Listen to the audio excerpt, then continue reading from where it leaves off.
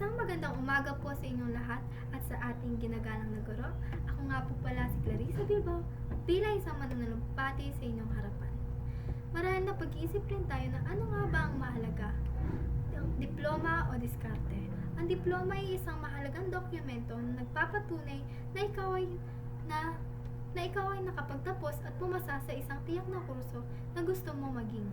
Bagamat nasasabi natin ito na ay isa sa mga mahalaga na kailangan nating makuha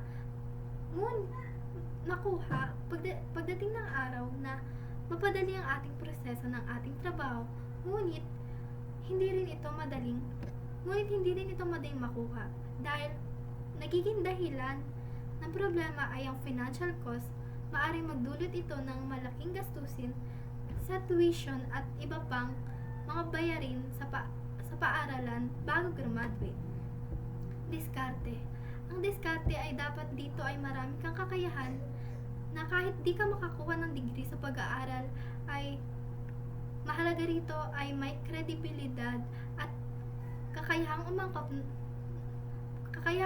na nagbibigay daan sa atin na maging handa sa pagbabago sa paligid natin na makakatulong na magkaroon tayo ng kaalaman sa buhay na pinapangarap natin. Para sa akin, ang diploma ay diskarte ay parehong mahalaga sa isang tao. Ngunit pinakamahalaga sa akin ay ang diskarte.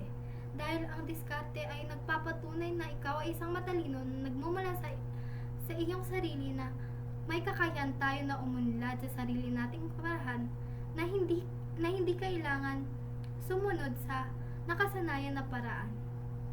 Kaya naman sa diskarte sa buhay, marami tayong mapapalawak, hindi lamang sa kaisipan kundi sa pamumuhay na magiging magaan sa atin balang araw. Na matupad natin ang ating mga pangarap. Ayun lamang po at maraming salamat.